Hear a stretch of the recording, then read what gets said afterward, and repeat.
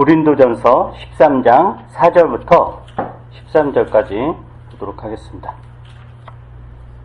고린도전서 13장 4절부터 13절입니다. 제가 읽겠습니다. 사랑은 오래 참고 친절합니다. 사랑은 시기하지 않으며 뽐내지 않으며 교만하지 않습니다. 사랑은 무례하지 않으며 자기의 이익을 구하지 않으며 성을 내지 않으며 원한을 품지 않습니다. 사랑은 불의를 기뻐하지 않으며 진리와 함께 기뻐합니다. 사랑은 모든 것을 덮어주며 모든 것을 믿으며 모든 것을 바라며 모든 것을 견딥니다. 사랑은 없어지지 않습니다. 그러나 예언도 사라지고 방언도 그치고 지식도 사라집니다. 우리는 부분적으로 알고 부분적으로 예언합니다. 그러나 온전한 것이 올 때에는 부분적인 것은 사라집니다. 내가 어릴 때에는 말하는 것이 어린아이와 같고 깨닫는 것이 어린아이와 같고 생각하는 것이 어린아이와 같았습니다. 그러나 어른이 되어서는 어린아이의 일을 버렸습니다. 지금은 우리가 거울로 영상을 보듯이 희미하게 보지만은 그때에는 얼굴과 얼굴을 마주하여 볼 것입니다. 지금은 내가 부분밖에 알지 못하지만은 그때에는 하나님께서 나를 아신 것과 같이 내가 온전히 알게 될 것입니다. 그러므로 믿음, 소망, 사랑 이 세 가지는 항상 있을 것인데 그 가운데서 웃뜸은 사랑입니다. 오늘은 이제 지금 우리는 무엇을 믿는가라는 지금 연속 설교를 하고 있는데 오늘 11번째입니다. 9번째 설교부터 이제 교회에 대한 설교를 하고 있습니다. 원래는 한 번이나 두 번 정도 할까 그랬는데 나름 시간 좀 질문도 있고 그래서 좀 더 설명을 해야 되겠다 해서 오늘 한 번 더 해보려고 합니다. 첫 번째는 그런 이야기를 했죠. 교회가 뭐냐 그랬을 때 교회는 하나님 나라 백성 이제 공동체다라는 이야기를 했고, 두 번째는 이제 교회는 어떻게 성장하는가. 교회도 성장하는데 그 성장은 몸과 지체, 그리스도가 교회의 머리고 몸은 뭐죠? 몸은 그리스도의 머리고 잠깐만, 머리는 그리스도는 교회의 머리. 그리스도는 교회의 머리이고 교회는 그리스도의 몸이다 라는 맥락에서 교회의 성장이라는 것은 머리 대신 그리스도의 수준까지 몸이 자라간다 라는 맥락에서 이야기를 했고, 그러면 어떻게 자라가느냐, 원리가 경쟁으로 자라는 것이 아니다 라는 그런 이야기를 했습니다. 그러면서 이제 지난주에 이제 이런 좀 나눔 시간에 나왔던 것 같아요. 뭐 단체라든가, 우리 교우들이 속한 그런 단체라든가, 또는 교회나 이런 데서, 굉장히 힘든 사람들이 와서 자기의 힘든 이야기만 계속 이렇게 하고, 들어주길 원하고, 그럴 때 너무 이제 지친다. 그런 걸 언제까지 받아줘야 되는가, 뭐 그런 이야기도 했던 것 같고, 또, 지난 이제 책읽기 모임에서도 교회의 그런 따뜻함이라든가 교회에서 친밀감 이런 것들은 뭔가 이런 이야기들 좀 나와서 관련된 이야기를 좀 더 오늘 해봐야 되겠다라는 생각이 이렇게 들었습니다. 그러니까 교회에서 인간관계는 좀 어떠해야 되는가 이런 이야기를 좀 하려고 합니다. 굉장히 중요한데 이런 중요한 설교할 때는 잘 안 나와서 랜덤이죠. 기독교에서 많이 강조하는 단어가 뭐냐 그러면은 뭐죠? 사랑이죠. 사랑. 성경에도 하나님에 대한 이야기할 때 하나님은 사랑이시다. 그리고 요한복음에는 하나님이 세상을 이처럼 사랑하사 외아들을 보내주셨다 이렇게 말씀도 하시고, 이 사랑은 기독교의 특징을 가장 잘 표현하는 단어예요. 그래서 사람들이 예수님께 와서 하나님의 말씀을 한마디로 뭐라고 하느냐 이렇게 물으니까 예수님도 하신 말씀이 내 몸과 마음과 뜻과 몸을 다해서 하나님을 사랑하고 내 몸과 같이 내 이웃을 사랑하라. 사랑이죠. 이게 이제 기독교의 가장 핵심적인 이제 진리다라는 거예요. 그러니까 이제 많은 사람들이 또 교회에 대해 기대하는 것도 뭐죠? 사랑이죠. 저 교회는 사랑이 없어. 뭐 교회 하더니만 너무 이렇게 냉정해라든가 그런 걸로 이제 교회를 이제 판단하죠. 그리고 교회를 우리가 이제 사랑의 공동체라고 하는데 그것도 당연히 이제 틀린 말은 아니죠. 교회는 이제 사랑의 공동체인 거예요. 그런데 이 사랑에 대해서 의외로 많은 오해가 있는 것 같습니다. 어떤 오해가 있냐면은 대체적으로 기독교 신앙에서 이야기하는 사랑을 대체적으로 어떻게 생각하냐면은 시혜적인 사랑. 시혜적인 게 무슨 뜻인지 알죠? 그냥 이렇게 무조건 그러니까 도움을 주는, 그러니까 돈이 없는 사람에게 돈을 줘서 돈을 주는 그런 일방적인 그런 관계, 시혜적 관계라고 하거든요. 대체적으로 그래서 기독교 신앙에서 이야기하는 사랑, 어떤 시혜적인 관계 혹은 동정의 관계라고 생각을 합니다. 그래서 교회가 사랑을 실천한다라고 했을 때 여러분도 한번 떠올려 보세요. 이미지를.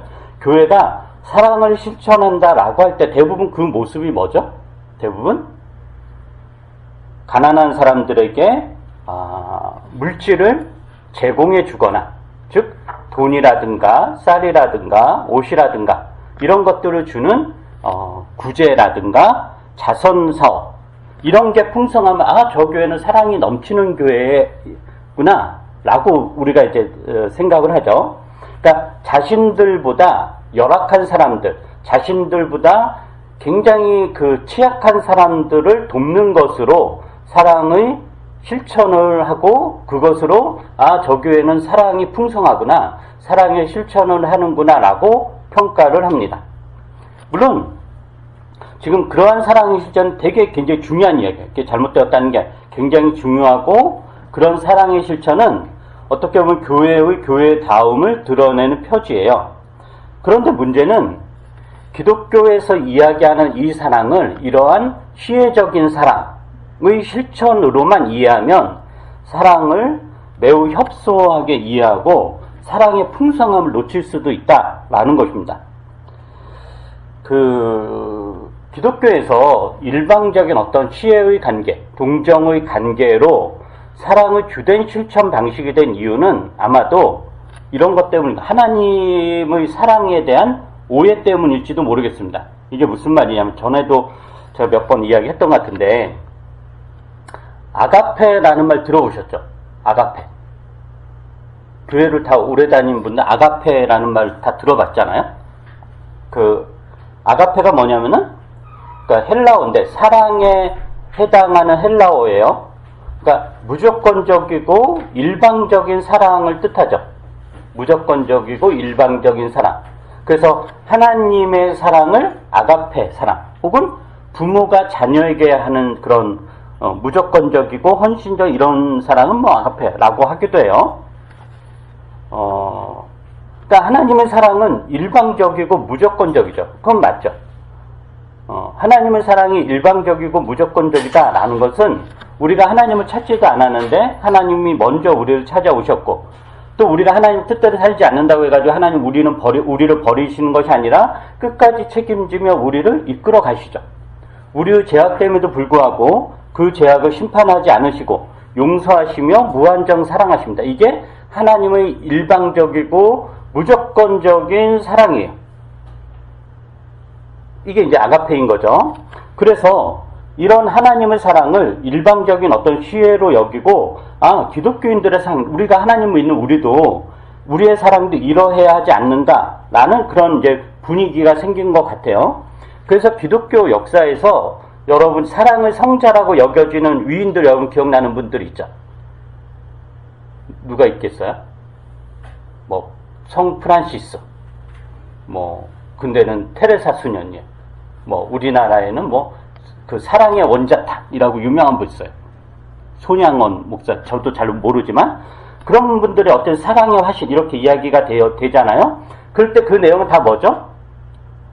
일방적으로 자기들보다 훨씬 못한 사람들, 연약하고 불쌍하고 취약하고 먹을 것 없어 굶주려 가는 사람들에게 그 사람들이 이렇게 베푸는 동정, 그러니까 시혜적인 그런 관계죠. 그런 게 얼마나 잘 풍성하게 드러났느냐. 그게 다 우리가 이제 기독교 역사의 사랑의 성자라고 이야기하는 사람들의 그 내용들인 거예요. 근데 그게 이제 틀리다는 이야기는 아니고 당연히 맞죠. 당연히 그렇게 해야 되는데 문제는 그게 전부도 아니고 그게 사랑의 정점도 아니다라는 거예요. 이게 무슨 말이냐면은 하나님께서 사람을 일방적으로 사랑하는 이유가 뭐죠? 즉 하나님이 우리를 아가페로 사랑하셨어요. 일방적으로, 무조건적으로 하나님이 우리를 사랑해서 우리를 찾아오셨죠. 그 이유가 뭐죠? 그 목적은 서로 사랑의 관계를 누리기 위함인 거죠. 하나님이 우리를 일방적으로 사랑한 이유는 그거 자체에 목적이 있는 것이 아니라 일방적으로 사랑해서 야, 내 사랑이 얼마나 센지 알아? 내가 얼마나 대단한데 이거 증명하려고 우리를 사랑한 게 아니라 우리를 일방적으로 사랑하신 이유는 우리와 쌍방적인 사랑을 나누기 위해서. 그래서 성경에서는 사귐이라고 그래요. 헬라어는 코이노니아. 이것을 하기 위해서 하나님이 우리를 일방적으로 사랑하셨다라는 거죠. 즉 아가페가 사랑의 시작이라면 코이노니아, 사귐은 사랑의 완성입니다. 아가페가 시혜적인 관계, 동정의 관계라면 이 사귐은, 코이노니아는 대등한 관계에서 일어나는 일입니다. 대등한 관계라는 것은 각자 그 관계에서 책임을 갖고 있다라는 뜻이기도 합니다. 그 일방적인 사랑, 시혜적인 그런 사랑의 관계에서는 책임은 누구에게만 있는 거냐면은 그 사랑을 받는 사람은 책임이 없어요. 받기만 하면 되니까. 누구에게만 책임이 있어요? 주는 사람만 책임이 있는 거죠. 주는 사람만. 그러나 이 사귐이라는, 이 코이노니아라는 맥락에서 사랑은 서로 책임이 있다라고 하는 거예요. 서로 쌍방적이고 서로 말을 주고받는다라는 거죠. 아가페는 말을 주고받을 필요가 없어요. 그냥 일방적인 헌신과 희생만 하는 거예요. 자, 일방적인 희생과 헌신한 거 뭐죠? 상대방이 말을 알아듣던 못 알아듣던 그 쏟아붓는 거잖아. 우리가 예를 들면 노숙자를 돕는다. 그랬을 때 그 노숙자가 알아듣던 못 알아듣던 간에 어쨌든 먹을 거 갖다 주고 입을 거 주고 재울 거 해주는 거잖아요. 만약 그런다면 그러니까 그런 상황에서는 대화는 필요 없어요. 일방적인 거죠. 근데 사귐은 달라요. 사귐은 일방적인 헌신과 희생이 아니라 서로가 서로에게 책임을 갖고 서로가 서로에게 말을 주고받는 관계인 거예요. 부모 자식 관계도 마찬가지죠. 부모가 처음에 당연히 자녀한테 일방적인 사랑을 하는 거죠. 아가페의 사랑을 하는 거예요. 근데 그게 목적은 아닌 거예요. 나이가 30이 되고 뭐 20, 20, 막 청소년을 지나고 했는데 여전히 그러면 그건 뭔가 문제 있는 거죠. 그건 뭐 서로 주고받는 그런 사귐, 여기로 이제 가야 된다라고 하는 거죠. 그러면 하나님께서 우리를 이제 찾아오신 것은 아가페의 사랑이죠. 우리가 찾지도 않았는데 하나님이 이렇게 우리를 찾아오신 거잖아요. 무조건적으로 일방적으로 하나님 우리를 찾아오셨어요. 근데 하나님께서 우리를 찾아오셨을 때 하나님이 뭘 가지고 오셨죠? 뭘 가지고 오셨어요? 가지고 오신 게 있죠. 요한복음에 보면 하나님 뭘 가지고 오셨냐면은 말씀을 가지고 오셨어요. 말씀이란 다른 말로 하면 말이에요, 말. 하나님이 일방적으로 우리를 찾아오셨어요. 근데 일방적으로 우리를 찾아오셨는데 그 찾아오실 때 뭘 가지고 오셨냐? 말을 가지고 오셨다는 거죠. 타는 말이 아니라 말을 가지고 오셨다는 거예요. 그래서 하나님이 사람에게 말을 걸어오세요. 그리고 사람은 하나님의 말 걸어오심에 반응을 하는 것을 응답해서 이렇게 해서 우리가 하나님과 어떤 관계를 맺느냐? 사귐의 관계, 즉 사랑의 관계를 맺습니다. 그래서 하나님은 더 이상 우리를 이제 일방적으로 사랑하지 않는 거죠. 우리가 뭔 짓을 하든 간에 원래 너는 그런 인간이니까 그냥 내가 주는 거나 먹으면서 잘 먹고 잘 살 이렇게 하지 않는다. 그런 식으로 우리를 복 주시는 그런 하나님이 아니다라는 거예요. 하나님께서 그렇게 우리를 사랑하지 않는다는 거죠. 하나님 더 이상 우리를 무조건적으로, 즉 아가페로 사랑하지 않는다라고 하는 거예요. 말을 가지고 오셨기 때문에 대화를 하신다라는 거죠. 그게 기독교 신앙에서 이야기하는 하나님과의 사랑입니다. 사랑의 핵심적인 거죠. 예를 들어보죠. 우리가 이제 길을 가다가 구걸을 하는 노숙자를 만났어요. 거지를 만났다고 쳐봐요. 여러분은 어떻게 하죠? 어쩔 땐 뭐 멀리 돌아서 피해 가기도 하겠죠. 그죠? 안 마주치려고. 뭐 아니면은 내가 돈이 있거나 먹을 것이 있으면은 노숙자에게 돈을 주거나 먹을 것을 주겠죠. 조금 더 내가 적극적이라면은 잘 곳을 알선해 줄 수도 있죠. 그죠? 이 길거리 더운 날 혹은 추운 겨울날 바깥에서 자다가 죽을 수도 있으니까 우리가 경찰에 연락한다거나 아니면 어디 쉼터를 데려간다거나 이런 거를 우리가 좀 더 적극적이라면 할 수 있죠. 굉장히 이제 훌륭한 일이에요. 그게 이제 시혜적 관계, 동정의 관계. 그게 나쁜 게 아니에요. 굉장히 좋은 일이에요. 훌륭해요. 근데 그 관계에서 대화가 있나요? 대화는 전혀 없어요. 즉, 대화란 뭐냐? 그냥 뭐 어디 아파 이런 걸 이야기하는 게 아니에요. 여기서 이야기하는 대화는 사귐이에요. 사귐. 그러니까 대화는 없는 거예요. 사귐은 일어나지 않죠.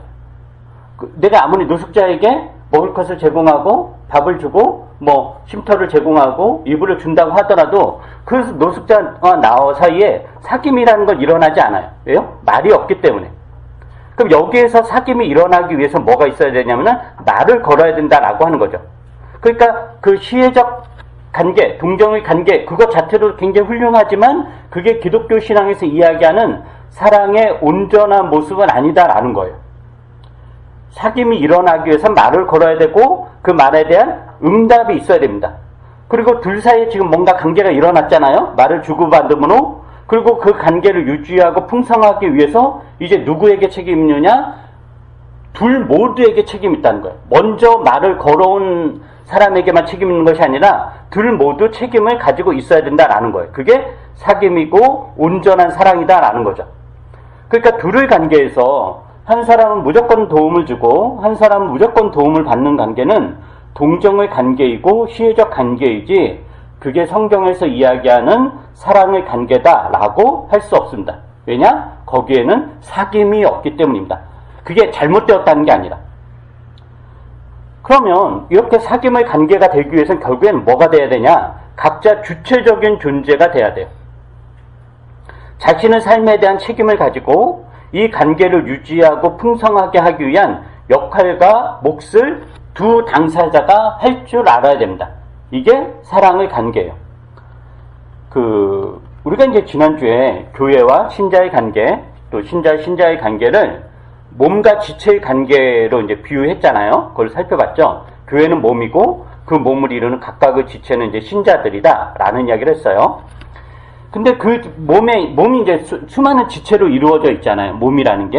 그럼 그 지체 중에서 쓸모없는 게 있나요? 쓸모없는 거. 심지어 이 손톱조차도 쓸모가 있잖아요. 우리가 손톱은 잘하면 다 깎아 버리죠. 그렇지만 어쨌든 이 손톱도 쓸모가 있는 거죠. 그죠? 심지어 우리 몸에서 이제 각질 같은 거 일어나서 이제 그게 떨어져 나가잖아요. 근데 그 각질이 일어나는 그 상황에 그건 쓸모가 있죠. 그 상황에서 몸의 피부를 이제 보호해주는 역할을 하기도 하잖아요. 그러니까, 이 지체 중에서 쓸모없는 게 있냐, 역할과 책임이 없는 지체가 있냐, 즉, 일방적으로 도움만 주거나 일방적으로 도움만 받는 지체가 있느냐, 없다라는 거예요. 우리가 몸을 각각 이루는 이 지체, 그 지체들이 몸을 이루는 이 원리들을 보면은 이 지체의 관계에서는 결코 일방적인 시혜나 동정이 없어요. 서로 도움을 받고 서로 도움을 주는 관계예요. 예를 들면 이 손을 보세요. 여기 손톱이 있고 이 손이 있잖아요. 그러면은 둘 다 서로가 서로에게 필요한 거죠. 서로가 서로에게 도움을 주는 그런 거죠. 그러니까 서로 도움을 받고 서로 도움을 주는 관계. 즉 각각의 지체들은 각각 주체적이고 몸을 이루는데 각각 역할과 책임이 있어요. 이게 이제 그 사귐의 관계다라는 거죠. 여기에 이제 교회의 역할이 있습니다. 교회의 역할. 교회는 우리가 사랑의 공동체라고 부르죠. 그런데 여기에서 이야기하는 사랑은 시혜적이고 동정에 기반한 일방적인 사랑이 아니에요. 물론 그게 필요 없다거나 나쁘다는 것은 전혀, 그것도 굉장히 중요한데, 그러나 교회의 교회다움은 뭐냐? 그 교회가 사랑이 풍성하다라는 것은 뭐냐? 그 교회가 얼마나 구제를 많이 하느냐, 이게 아니라 교회에서 경험해야 되는 사랑은 그런 일방적이고 시혜적인 사랑이 아니라 사귐으로 이루어지는 사랑입니다. 그리고 사귐으로 이루어지는 사랑이 이루어지기 위해서는 각각의 지체들이 자신의 역할에 대한 책임을 분명히 가지고 있어야 된다는 거죠. 그래서 교회가 사랑의 공동체라는 것은 그 교회가 외부의 어떤 열악한 대상을 향하여 돈을 주고 이게 사랑이 아니라 이 교회 구성원들 간에 그러한 일들이 일어나고 있는가, 이것으로 이 교회는 사랑이 풍성하구나 라는 것을 알 수 있다라는 거죠. 좀 더 제가 쉽게 이해할 수 있도록 예를 들어볼게요.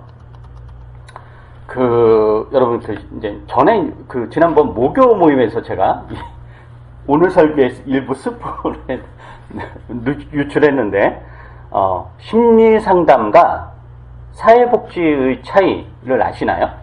심리 상담과 사회복지. 이건 제가 이제 좀 거칠게 분류를 한 거예요. 심리 상담이나 사회복지나 둘 다 어렵거나 열악한 사람을 돕는 행위죠. 그죠? 삶의 코너에 몰린 사람들이, 그래서 지금 당장 죽을 것 같은 사람들이, 너무도 고통스러운 사람들이 심리 상담을 받으러 오거나, 혹은 복지 혜택을 받기 위해서 사회복지사의 도움을 받기 위해서 동사무소에 온다거나, 혹은 그렇게 찾아가기도 하죠. 그러니까 심리 상담이나 사회복지의 그 대상자들은 다 굉장히 힘들고 열악하고 어려운 사람들이에요. 굉장히 도움을 절실하게 필요로 하는 사람들이죠. 그런데 심리 상담이나 사회복지나 그 열악하고 어려운 사람을 돕는다라는 맥락에서는 같은데, 접근 방식은 매우 달라요. 어떤 방식으로 다루냐면은, 사회복지는 기본적으로 열악한 사람을 시혜적 대상으로 봅니다. 베푸는 대상으로 봐요. 그래서 우리 사회복지라는 건 그런 거죠. 대상자가 찾아오지 않아도, 그죠? 도움을 필요한 사람 찾아오지 않아도 어떻게 해요? 적극적으로 찾아가죠. 집을 찾아가서 형편을 살피고, 그 사람이 도움을 거부해도 어떻게 해요? 도움을 줘야 돼요. 도움을 받는 사람들이 아무리 난폭하게 굴거나 예의 없이 굴어도 지원을 해줘야 돼요. 가끔 우리가 뉴스에서 보잖아요. 동사무소에 와서 나 지원금 안 들어왔다 깽판치고 난리를 치는 사람들 있잖아요. 그래서 동사무소 공무원 중에 제일 힘든 곳이 이제 복지 쪽, 담당하는 그런 공무원들인데 굉장히 힘들죠. 그리고 이런 데서는 도움을 받는 사람 책임이나 역할 이런 건 없어요. 무조건 도와줘야 돼요. 도움을 받는 사람이 비용을 지불하거나 이런 거 없죠. 그죠? 고마우면 그나마 좋은 거고, 그냥 그렇지 않아요. 그러니까 그 관계는 사실은 대등한 관계가 아니에요. 도움을 주는 사람과 받는 사람 간에 또 대등한 관계를 추구하지도 않아요. 어쨌든 주고, 베풀고, 받는 사람 그거 받아가는 그런 관계예요. 그러면서 이제 돕는 거죠. 그 사람들이 자립할 수 있도록 해주는 거예요. 그게 이제 사회복지예요. 근데 심리상담은 다릅니다. 심리상담도 물론 열악하고 어려운 사람을 돕는 일이긴 하지만 일방적이지 않아요. 심리상담은 처음부터 내담자의 책임을 요구해요. 즉 상담자 내담자의 관계가 대등한 관계가 될 수 있도록 처음부터 세팅을 만들어 버립니다. 이 대등한 관계라는 것은 이 상담에 있어서 상담자도 책임이 있고 내담자도 책임이 있다라는 것을 전제로 해요. 그러니까 돈이 얼마가 되었든지 간에 비용을 받아요. 돈을 내는 건 책임을 진다라는 거예요. 시간 약속 지키는 거에 더 철저해요. 예를 들면 보통 상담 시간이 한 50분 정도 해요. 50분, 60분 하는데 5시에 이제 상담을 하기로 했어요. 근데 이 사람이 아무런 예고 없이, 아무런 어떤 통보 없이 5시에 오지 않고 5시 30분에 왔어요. 근데 너무 고통스러워. 그럼 상담자가 어쩔 수 없네요 하면서 6시 30분까지 상담하냐? 그렇지 않아요. 5시 하기로 했으니까 5시 50분에 끝내야 돼요. 그게 약속한 거예요. 근데 이 사람이 5시 30분에 왔어요. 그럼 20분만 하고 돌려보내야 돼요. 이게 사랑이에요. 사회복지는 그렇지 않죠. 늦게 왔던 일찍 왔던 어쨌든 무조건 다 해야 돼요. 시간도 없고 지금 시간 가는 거 상관없이. 그러나 심리상담은 그렇게 하지 않아요. 왜 그러냐? 안쓰럽게 여겨서 6시 30분까지 하는 게 아니에요. 그렇게 한다는 거는 내담자를 대등하게 보는 게 아니에요. 5시에서 5시 50분에 끝내기로 했는데 이 사람은 5시 30분에 왔다. 그럼 5시 50분에 끝나는 것이 이 내담자로 하여금 책임을 지게 하는 거고, 이 내담자로 하여금 책임을 지게 하는 게 이 내담자를 동등하게 보는 거예요. 그래서 이 관계는 어떻게 돼요? 동등한 관계가 되는 거죠. 도움을 받으러 왔어요. 나는 상담자는 도움을 줘요. 당연히 시혜적 관계죠. 근데 이걸 시혜적 관계로 머물게 하는 것이 아니라 이러한 세팅을 통해서 이것을 대등한 관계로 만드는 거예요. 어떤 사람이 이것을 냉정하다라고 생각할 수도 있어요. 이건 아닙니다. 냉정한 게 아니에요. 상대방을 아무리 어렵고 아무리 열악하고 아무리 그 삶의 코너에 몰려 있다라고 하더라도 그 사람을 동정의 대상으로 보는 것이 아니라 아유 불쌍해서 어떡하니 이런 대상으로 보는 것이 아니라 나랑 같이 동등하게 대하는 거예요. 나랑 같이. 나와 동일한 책임 있는 사람으로 대하는 것입니다. 그러기에 그 사람이 할 수 있는 한도 내에서 책임을 요구하는 거죠. 심리상담에서 내담자는 불쌍한 사람이 아닙니다. 당장 친한 사람이 죽고 어떤 큰 재난을 당하고 했다고 해서 왔다라고 하더라도 상담자는 그 사람 불쌍한 사람으로 보지 않습니다. 나와 동등한 사람인데 지금 단지 어떤 특정한 어려움을 겪고 있다는 거죠. 그것을 해결하기 위해 온 것이지 상담자의 동정이나 시혜를 받기 위해서 온 것이 아니다라는 거예요. 그러기에 상담 관계를 유지하는 것은 상담자, 내담자 둘의 책임으로 이루어지는 거예요. 내담자가 아무리 열악하고 힘들고 고통스러워도 이 책임은 변하지 않습니다. 이게 바로 하나님의 사랑의 한 모습인 거예요. 그리고 이것은 교회에서 인간관계가 어떠해야 하는가를 알려줍니다. 우리는 교회가 사랑의 공동체다라는 것은 누구나 다 압니다. 근데 우리는 서로 사랑해야 되죠. 근데 이 사랑에 대한 오해가 있다는 거예요. 아까 이야기했던 것처럼. 근데 이런 표현 있어요. 재밌는 표현. 요한복음 13장 볼까요? 교회가 이제 사랑의 공동체예요. 근데 그 사랑의 공동체 어떤 공동체인가? 지금 제가 했던 이야기를 요한복음에서는 이렇게 이야기하죠. 요한복음 13장. 요한복음 13장 34절, 35절. 제가 한번 읽어드릴게요. 요한복음 13장 34절, 35절. 이제 나는 너희에게 새 계명을 준다. 서로 사랑하여라. 내가 너희를 사랑한 것 같이 너희도 서로 사랑하여라. 너희가 서로 사랑하면 모든 사람이 그것으로서 너희가 내 제자인 줄을 알게 될 것이다. 자, 그 다음에 또 15장 12절을 한번 보세요. 요한복음 15장 12절. 15장 12절. 내 계명은 요한복음 15장 12절. 내 계명은 이것이다. 내가 너희를 사랑한 것과 같이 너희도 서로 사랑하여라. 우리가 이제 기억을 해보세요. 요한복음 13장 34절 35절 15장 12절 읽었어요. 사랑하라. 예수님이 계명이었죠. 이 구절들에서 핵심적인 단어가 뭘까요? 핵심적인 단어. 지금 제 설교를 쭉 들었으면 제대로 이해했으면 알 거예요. 뭐죠?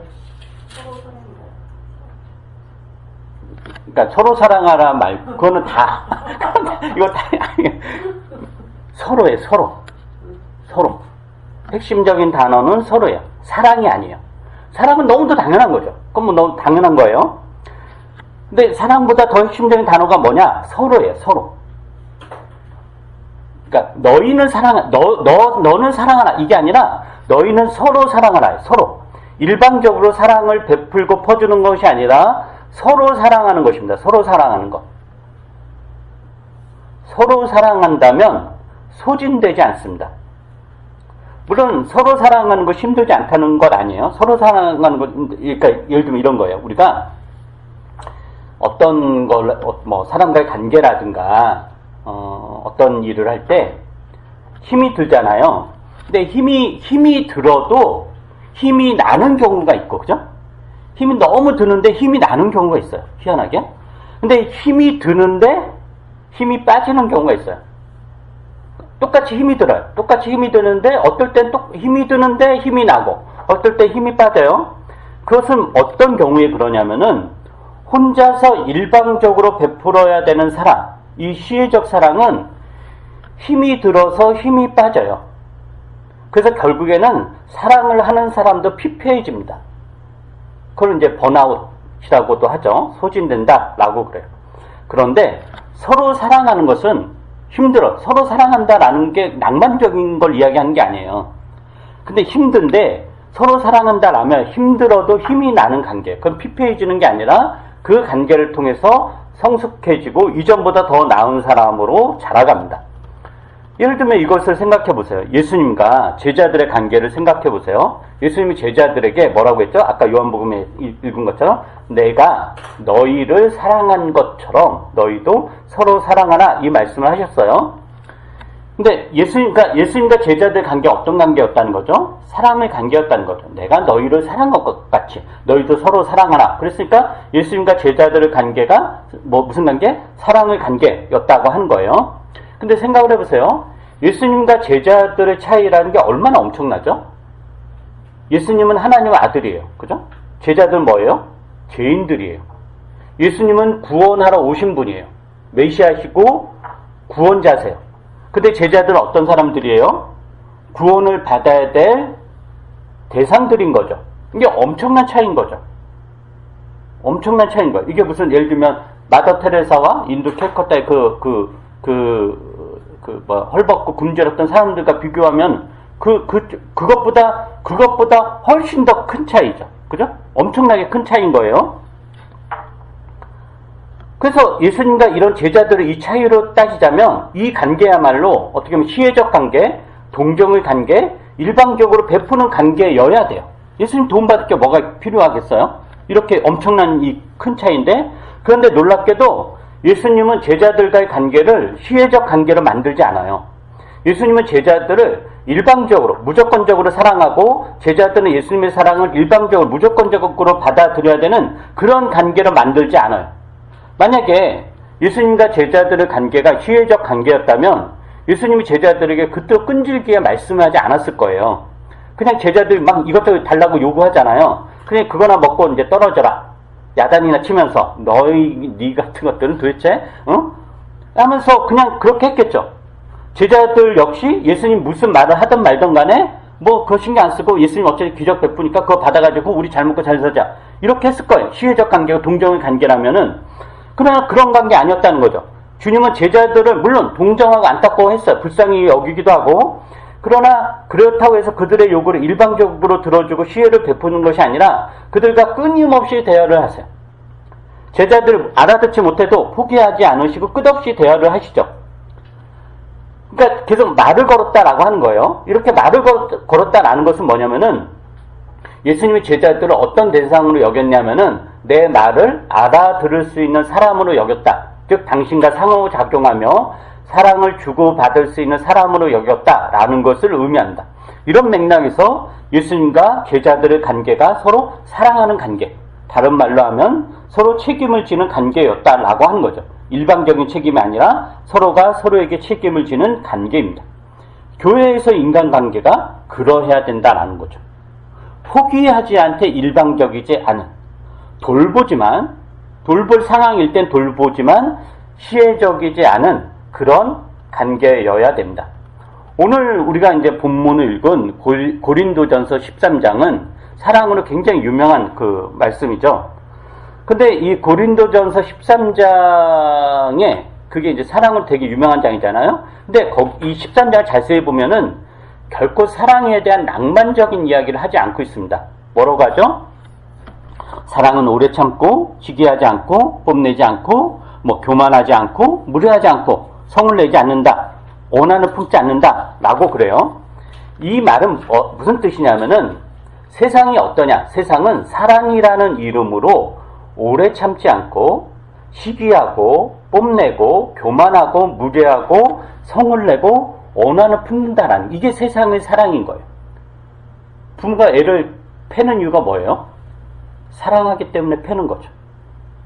뭐하고? 참지 않고. 그러니까 참지 않는 거예요. 이게 이제 세상의 방식인 거예요. 세상의 방식. 사람들이 급하게 화를 내고 성질을 내고 무례하고 교만하고 원한을 품는 이유가 뭐냐? 사랑하기 때문인 거죠. 성소수자들 혐오하는 일부 기독교인들이 그 동성애자들에게 무례하고 교만하고 뽐내고 성질을 내는 이유가 뭐냐? 사랑하기 때문인 거죠. 근데 이런 사랑은 일방적이고 시혜적인 거예요. 상대방을 인정하며 대화의 상대로 여기는 것이 아니라 어떻게 해서는 이제 고치고야 말겠다라는 일방적인 사랑인데 하나님의 사랑은 이런 사랑이 아니다라는 거죠. 또 고린도전서 13장 9절 이하에 보면 이런 이야기 있어요.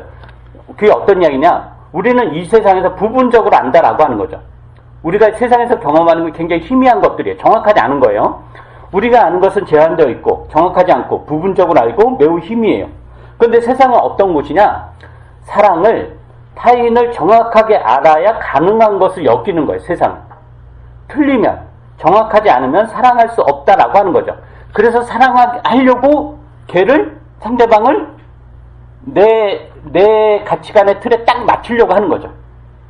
그거잖아요. 내 마음에 들면 내 마음에 들어야 내가 너 사랑할 수 있다 이거죠. 그 말은 뭐니? 내 마음에 들어야 된다는 건 뭐예요? 내 기준, 내 가치관에 정확해야 된다는 거죠. 그런 거예요. 근데 지금 성경 뭐라고 하는 거예요? 그렇지 않다. 그렇지 않다라는 이야기를 하는 거예요.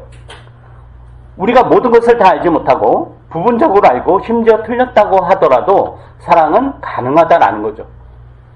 이게 교회에서 우리가 맺어야 되는 인간관계, 즉 사랑의 관계입니다. 우리는 사람을 옳고 그름으로 판단하지 않습니다. 정확함으로 판단하지 않습니다. 우리는 교회에서 교우들을 대할 때 옳고 그름으로 판단하지 않고 그렇다고 일방적인 어떤 희애의 관계도 아닌 관계, 서로 말을 주고 받을 수 있는 관계, 즉 도움을 주고 도움을 받을 수 있는 그런 관계를 추구합니다. 이게 풍성해질 때 우리는 사랑의 공동체가 무엇인지를 경험할 수 있을 것입니다. 여러분 한 분 한 분은 교회의 지체들입니다. 각자 이 사랑의 공동체를 만들어 가야 될 책임감, 능력과 권리와 의무가 있습니다. 그 역할을 충분히 하셔야 됩니다. 그래서 우리가 이 교회를 통해서 충분한 사랑을 경험할 수 있을 것입니다. 기도하겠습니다. 사랑이 많으신 하나님, 저희들을 사랑의 공동체로 묶어주시고 여기에서 하나님의 사랑을 경험하고 또 하나님의 사랑의 근거에서 이웃들을 사랑하는 것을 우리가 배워나가게 됩니다. 그 사랑은 일방적인 것이 아니라 서로 주고받는 서로 깊은 그런 사귐의 관계를 누릴 수 있는 것을 그러한 사랑임을 우리가 오늘 말씀을 통해서 확인하게 됩니다. 그러기 위해서 우리가 많이 애를 써야 되고 공을 들여야 되는데 그러한 일들을 우리가 잘하고 있는지 돌아볼 수 있도록 은혜를 베풀어 주시옵소서. 시간을 내고 마음을 내고 곁을 내주는 것으로 이 사랑의 실천들을 우리가 온전히 해갈 수 있도록 도와주시고 오늘 말씀을 통해서 다시 한번 그런 힘을 얻어갈 수 있도록 은혜를 베풀어 주시옵소서. 감사드리며 예수님 이름으로 기도합니다. 아멘.